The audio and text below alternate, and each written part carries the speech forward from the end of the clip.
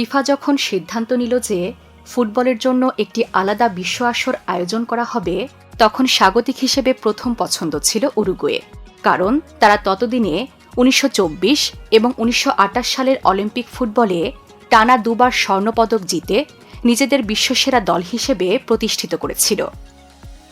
1930 সালে উরুগুয়ের স্বাধীনতার শতবর্ষ পূর্তি উপলক্ষে তাদেরকেই প্রথম বিশ্বকাপের আয়োজক হিসেবে বেছে নেওয়া হয়।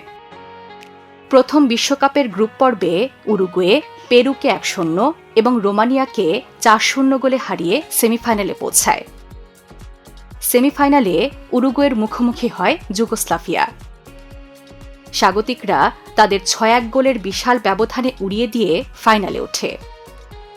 ফাইনালে চিরপ্রতিদ্বন্দ্বী আর্জেন্টিনার বিপক্ষে প্রথমার্ধে পিছিয়ে থাকলেও দারুণ প্রত্যাবর্তনে 4-2 গোলে ম্যাচ জিতে ইতিহাসের প্রথম বিশ্বকাপ শিরোপা নিজেদের ঘরে তোলে উরুগুয়ে। প্রথম বিশ্বকাপে অনেক ইউরোপীয় দলের অনুপস্থিতির প্রতিবাদে উরুগুয়ে 1934 ও 1938 বিশ্বকাপ বয়কট করে। চ্যাম্পিয়ন হয়েও পরের আসরে শিরোপা ধরে রাখার লড়াইয়ে অংশ না নেওয়ার এটি ইতিহাসের একমাত্র ঘটনা। 1950 সালের ব্রাজিল বিশ্বকাপে ফিরে উরুগুয়ে বিখ্যাত মারাকানাজো ঘটনার জন্ম দেয়। নকআউটবিহীন ওই আসরের চ্যাম্পিয়ন নির্ধারিত হয়েছিল 4 দলের ফাইনাল গ্রুপ লিগের মাধ্যমে। শিরোপা নির্ধারণী শেষ ম্যাচে 2 লাখ দর্শকের মারাকানায় উরুগুয়ের দরকার ছিল জয়, আর স্বাগতিক ব্রাজিলের ড্র। প্রথমার্ধ শেষে ব্রাজিল 1-0 গোলে এগিয়েছিল। ব্রাজিলের আগাম উল্লাসের মাঝেই 66 মিনিটে হুয়ান শিয়াফিনো এবং 79 মিনিটে আলসিডেস ঘিঘিয়ার দুর্দান্ত গোলে 2 লাখ স্বাগতিক দর্শককে স্তব্ধ করে দেয় উরুগুয়ে। 2-1 গোলের এই ঐতিহাসিক জয়ে তারা নিজেদের দ্বিতীয় বিশ্বকাপ শিরোপা ঘরে তোলে। 50-এর দশকের পর থেকে উরুগুয়ে তাদের আগের আধিপত্য কিছুটা হারাতে শুরু করে, তবে তখনও তারা বিশ্বমঞ্চে যথেষ্ট সমীহ জাগানো দল ছিল। 1954 বিশ্বকাপের সেমিফাইনালে শক্তিশালী হাঙ্গেরির কাছে অতিরিক্ত সময়ে 4-2 গোলে হেরে বিশ্বকাপে নিজেদের প্রথম হারের স্বাদ পায় উরুগুয়ে। 1966 ইংল্যান্ড বিশ্বকাপের কোয়ার্টার ফাইনালে পশ্চিম জার্মানির কাছে 4-0 গোলে হেরে বিদায় নেয় তারা। 1970 বিশ্বকাপের সেমিফাইনালে শক্তিশালী ব্রাজিলের কাছে 3-1 গোলে হেরে বিদায় নেয় উরুগুয়ে। 70-এর দশকের পর থেকে উরুগুয়ের ফুটবলে এক দীর্ঘ অন্ধকার যুগের সূচনা হয়। ঘরোয়া লিগের অবনতি, অর্থনৈতিক সমস্যা এবং ইউরোপীয় ফুটবলের উত্থানের কারণে তারা ক্রমশ পিছিয়ে পড়তে থাকে। এই দীর্ঘ সময়ে উরুগুয়ে 1978, 1982, 1994, 1998 এবং 2006 বিশ্বকাপে কোয়ালিফাই করতেই ব্যর্থ হয়।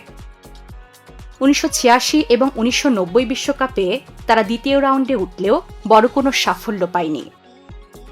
2002 সালের বিশ্বকাপে তারা গ্রুপ পর্ব থেকেই বিদায় নেয়। দীর্ঘ হতাশার পর 2010 বিশ্বকাপে উরুগুয়ে এক অবিশ্বাস্য পুনর্জন্মের গল্প লেখে।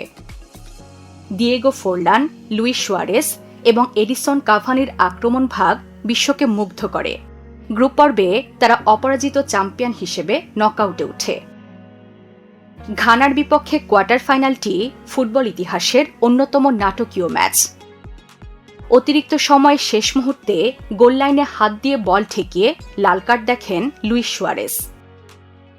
ঘানা পেনাল্টি মিস করলে ট্রাইব্রেকারে জিতে সেমিফাইনালে পৌঁছে যায় উরুগুয়ে। সেমিফাইনালে নেদারল্যান্ডসের কাছে 3-2 গোলে হারলেও 5 গোল করে টুর্নামেন্টের সেরা খেলোয়াড় হিসেবে গোল্ডেন বল জিতেন দিয়েগো ফোরলান। 2014 সালের ব্রাজিল বিশ্বকাপে উরুগুয়ের যাত্রা ছিল ইনজুরি ও বিতর্কে জর্জরিত। প্রথম ম্যাচে কোস্টারিকার কাছে হারলেও লুইস সুয়ারেজের জোড়া গোলে ইংল্যান্ডকে হারায় তারা।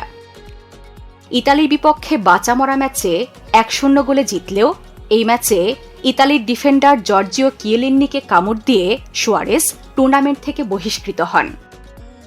সুয়ারেজকে ছাড়া শেষ 16তে কলম্বিয়ার কাছে 2-0 ব্যবধানে হেরে বিদায় নেয় উরুগুয়ে। রাশিয়ায় অনুষ্ঠিত বিশ্বকাপে উরুগুয়ে তাদের জমাট রক্ষণ এবং প্রাণঘাতী ফরওয়ার্ড লাইনের উপর ভিত্তি করে দারুণ শুরু করে। স্বাগতিক রাশিয়া, মিশর এবং সৌদি আরবকে হারিয়ে গ্রুপ চ্যাম্পিয়ন হয় তারা। পুরো গ্রুপ পর্বে তারা একটি গোলও হজম করেনি। রাউন্ড অফ 16-এ ক্রিস্টিয়ানো রোনালদোর পর্তুগালকে 2-1 গোলে হারায় উরুগুয়ে। এই ম্যাচে এডিসন কাভানি দুর্দান্ত দুটি গোল করেন, কিন্তু ইনজুরিতে পড়ে মাঠ ছাড়েন। কাভানির অনুপস্থিতি কোয়ার্টার ফাইনালে উরুগুয়েকে ভুগিয়েছিল। ফ্রান্সের কাছে 2-0 গোলে হেরে তাদের বিশ্বকাপ যাত্রা শেষ হয়। 2022 সালের কাতার বিশ্বকাপটি ছিল সুয়ারেস, কাভানি এবং গডিনদের মতো সোনালী প্রজন্মের খেলোয়াড়দের শেষ বিশ্বকাপ। তবে এই আসরটি তাদের জন্য চরম হতাশার একটি অধ্যায় হয়ে থাকবে। দক্ষিণ কোরিয়ার সাথে গোলশূন্য ড্র দিয়ে টুর্নামেন্ট শুরু করার পর পর্তুগালের কাছে 2-0 গোলে হেরে যায় তারা।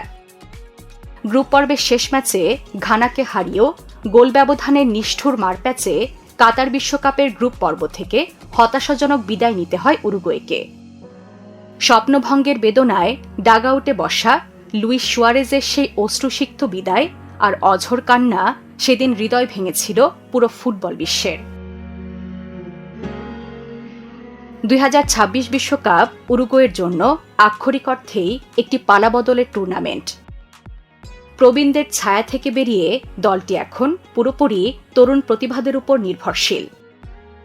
কিংবদন্তি আর্জেন্টাইন কোচ মার্সেলো বিয়েলসার অধীনে উরুগুয়ে এখন দারুণ আক্রমণাত্মক ফুটবল খেলছে। যদিও প্রথম ম্যাচে সৌদি আরবের সাথে 1-1 গোলে ড্র করেছে, তবুও বিয়েলসার কৌশলে নিজেদের সেরা ছন্দে খেলতে পারলে 2026 বিশ্বকাপে ফেভারিটদেরকেও বিদায় করে দেওয়ার সামর্থ্য রাখে নতুন প্রজন্মের এই দল। দর্শক, এবারের বিশ্বকাপে উরুগুয়ে কেমন খেলবে বলে আপনারা মনে করেন? আপনাদের মতামত আমাদেরকে জানিয়ে দিন কমেন্ট বক্সে।